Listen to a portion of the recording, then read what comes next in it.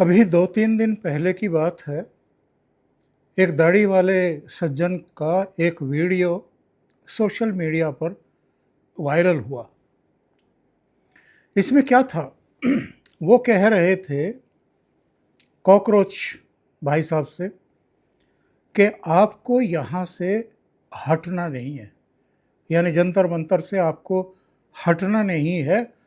आप लोगों के खाने पीने के लिए, सुबह के नाश्ते के लिए, दोपहर के खाने के लिए, शाम को डिनर के लिए मैं 1 लाख रुपया यहाँ से भिजवा रहा हूँ और ज़रूरत पड़ेगी तो मैं आपके लिए 10 लाख रुपया तक भिजवाने के लिए तैयार हूँ। अब आप देखिए, 20 जून को ये जंतर मंतर पर शुरू हुआ था। ये कह रहे हैं कि जो शिक्षा मंत्री हैं धर्मेंद्र प्रधान, उनको इस्तीफ़ा देना चाहिए। क्यों इस्तीफ़ा देना चाहिए? क्योंकि नीट और दूसरे जो कंपटीशन वाले एग्ज़ाम हैं उनमें पेपर लीक हुए हैं, इसलिए शिक्षा मंत्री को पद छोड़ देना चाहिए। शुरू में 1-2 दिन वहाँ पर कुछ लोग भी दिखाई दिए इनके साथ, लेकिन जब धीरे धीरे असलियत लोगों की समझ में आनी शुरू हुई कि खेल क्या है और इनके पीछे हैं कौन और इनका मकसद एक्चुअल में क्या है,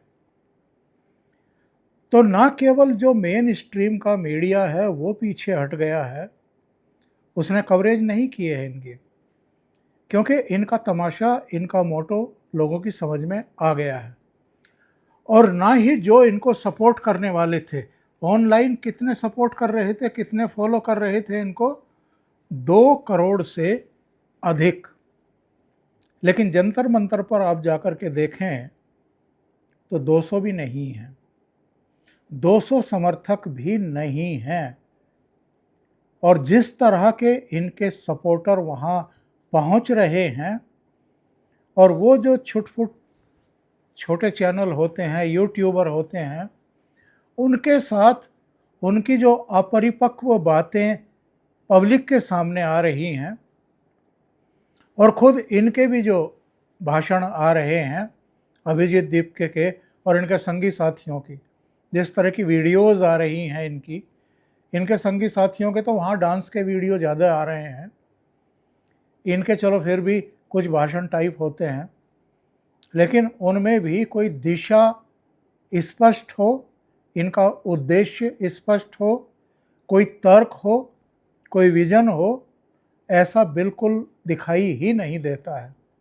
तो धीरे धीरे लोग जो आ भी रहे थे वो भी छंट गए। अभी 8वें दिन अचानक पता चला कि वांगचुक पहुंच गए हैं। जी हाँ, वही वांगचुक जो लद्दाख को पूर्ण राज्य का दर्जा देने के लिए भी अनशन पर बैठे थे, और उसके बाद उन्होंने अनशन पर बैठे बैठे लंबे लंबे भाषण देने शुरू कर दिए।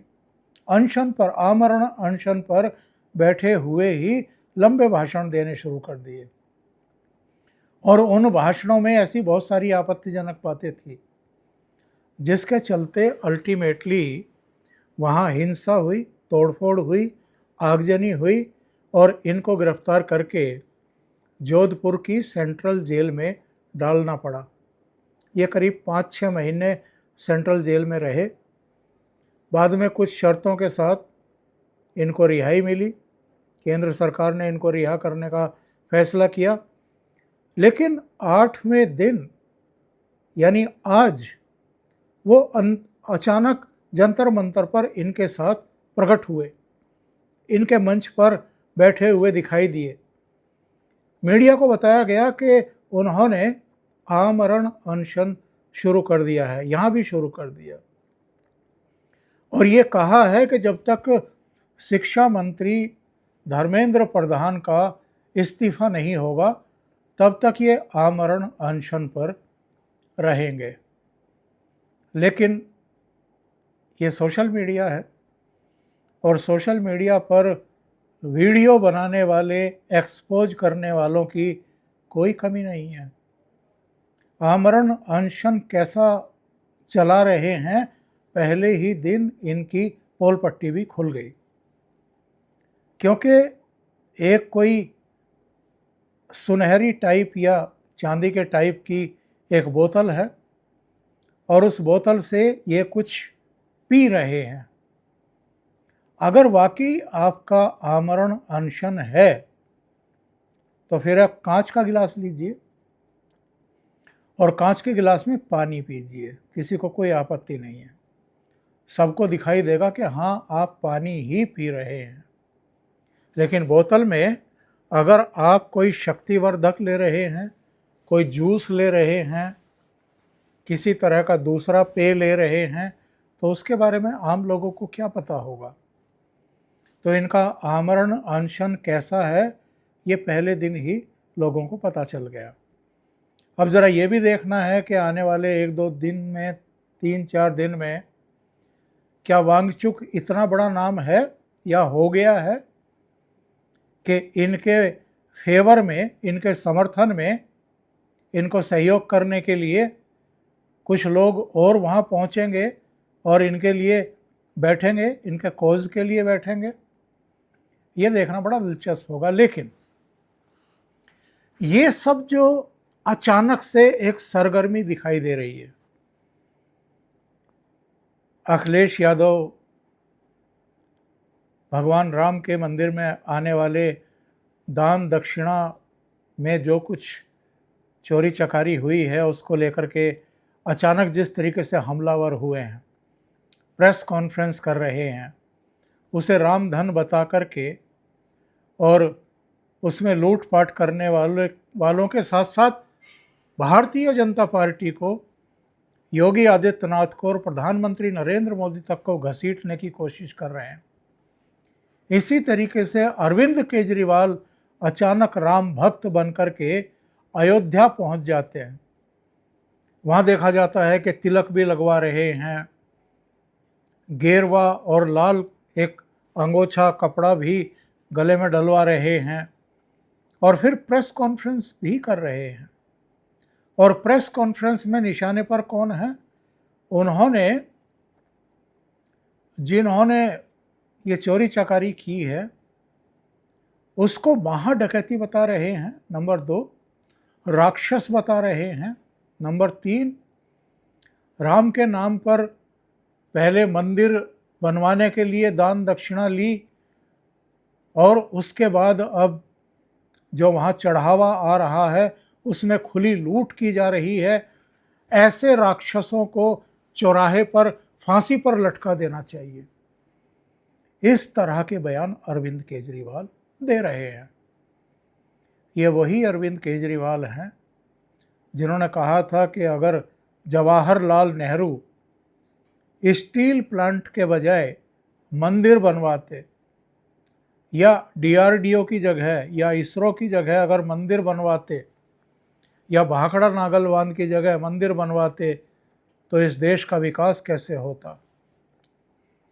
इनके डिप्टी मनीष सिसोदिया ने कहा था कि राम जन्मभूमि पर अगर दोनों पक्ष सहमत हों, यानी हिंदू और मुसलमान, तो वहाँ पर एक यूनिवर्सिटी बना देनी चाहिए। अरविंद केजरीवाल का एक और वीडियो वायरल हुआ था जिसमें कहा था कि जब ये बाबरी विध्वंस हुआ तो मैंने अपनी नानी से पूछा कि अब तो आप खुश होंगी क्योंकि वहाँ पर राम मंदिर बन जाएगा। तो मेरी नानी ने कहा था कि ना बेटा ना, किसी के धर्म स्थल को गिरा करके कोई मंदिर बनवाया जाएगा तो उसमें मेरे राम नहीं रहेंगे। अब यही अरविंद केजरीवाल वहाँ जा कर के टीका वीका लगवा करके, राम भक्त बन करके, और जिन्होंने मंदिर के लिए संघर्ष किया, लंबी लड़ाई लड़ी, बलिदान दिए, वहाँ मुकदमा जीता, मुकदमा जीतने के बाद संकल्प के अनुसार राम मंदिर का निर्माण कराया, रामलला की प्राण प्रतिष्ठा कराई, धर्म ध्वजा वहाँ पर फहराई गई। आज अरविंद केजरीवाल उनको गाली निकालने के लिए पहुँच गए हैं। और ये लोग, चाहे अखिलेश हों या अरविंद केजरीवाल हो, ये ऐसा शो कर रहे हैं जैसे अखिलेश यादव का एक बयान आया कि ये नेशन फर्स्ट का नारा उछालते हैं लेकिन डोनेशन के चक्कर में पड़े हुए। तो नेशन फर्स्ट का नारा कौन देता है, या वन नेशन वन इलेक्शन का नारा किसका है, आप सब समझते हैं। तो अगर चोरी की है वहाँ के कुछ कर्मचारियों ने और उनकी गिरफ्तारियां भी हो गई हैं, उनके यहाँ से बरामदगी भी हो गई है, वो जेल भी भेजे जा चुके हैं। ट्रस्ट के जिन लोगों की जिम्मेदारी थी निगरानी की और एक पारदर्शी और एक स्वस्थ निगरानी की, उनसे भी इस्तीफे ले लिए गए हैं। चंपत राय और अनिल मिश्रा से इस्तीफे लिखवा लिए गए हैं। तो जब इतनी त्वरित कार्रवाई योगी सरकार कर रही है तो इनको चुल्ल क्यों उठी हुई है? सिर्फ इसलिए कि हिंदुओं को फिर से भरमाया जाए, उनको भ्रमित किया जाए। और जो ये कामयाबियां हैं भारतीय जनता पार्टी की लगातार, हरियाणा, महाराष्ट्र, दिल्ली, बिहार, बंगाल, इससे जो इनके पेट का पानी ढीला हुआ है, तो अब ये देख रहे हैं कि हिंदू फिर से एकजुट हो गया है। 2024 से पहले तो ये सफल हो गए थे उनमें विभाजन करने में, और कई राज्यों में उसका खामियाजा भी भुगतना पड़ा था भारतीय जनता पार्टी को। तो कुल मिलाकर के अब ऐसा लगता है कि देश के भीतर की और देश के बाहर की जो शक्तियां हैं, जॉर्ज सोरोस से लेकर के CIA तक और ISIS, ISI और तमाम जितने पाकिस्तानी खुफिया तंत्र है, वो अब अलग अलग लोगों के जरिए भारत में फिर से अराजकता पैदा करने का एक पूरा षड्यंत्र रच करके अपने रोड मैप पर आगे बढ़ रहे हैं।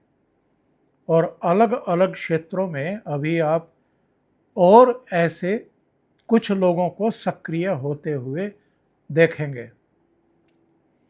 वो चित्र अगर आप गूगल पर जाएंगे और सर्च करेंगे इनका वांगचुक का, ज़रा वांगचुक का नाम डालिए और मोहम्मद यूनुस का नाम डालिए, तो ये गलबहियाँ करते हुए आपको मिलेंगे।